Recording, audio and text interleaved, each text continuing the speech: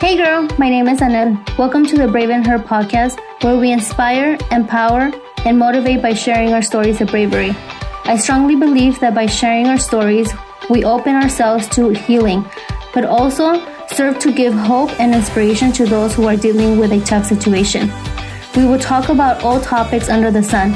Now let's hear your stories of bravery. Hey girl, I am so excited and grateful that you are here for my first episode. I cannot believe I am actually recording this podcast and publishing it. You have no idea how long it has taken me to do this. I have thought about it for so long and it's finally here. I created this podcast to share my personal stories as well as the stories of other women who have gone through experiences and where we have had no other choice but to be brave. But first, I want to start with, what is the definition of being brave? Well, for me, being brave is being scared, but still doing what is best anyway. Like this podcast. I took a podcast class back in June, and it has taken me a couple of months to record my first episode. I go through imposter syndromes from here and there, and definitely have had imposter syndrome for this podcast. I feel like I don't know what I'm talking about and if my story is valid or not. What would people say about what I'm going to share in my podcast? But honestly, I am here and I'm going to record this podcast and tell you a little bit about my story. Being vulnerable, but I wouldn't change it for anything because I know my story can help so many. So now let me tell you a little bit about my story. I was born with only one kidney, and at the age of 12, I had to start dialysis. 5 weeks later, I received a kidney transplant. And since then, my life has changed drastically. Before transplant, I remember always feeling tired, not being able to focus, getting bad grades in school. But as soon as I had the transplant, I got all this energy that I've never felt before. And even in school, I was able to focus and went from straight D's and F's to straight A's. And all because I was able to focus and because someone decided to save other people's lives and donated his organs.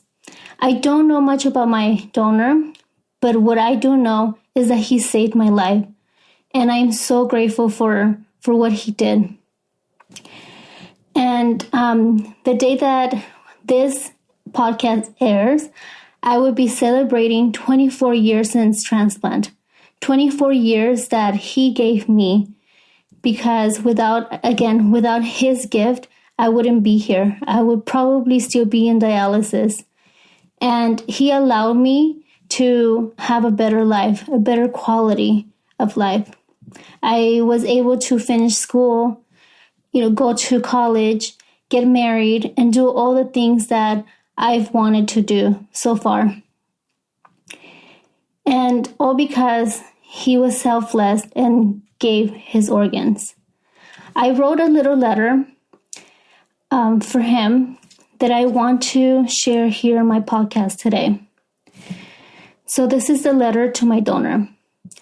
I don't know your name or what you were like, but I owe my life to you.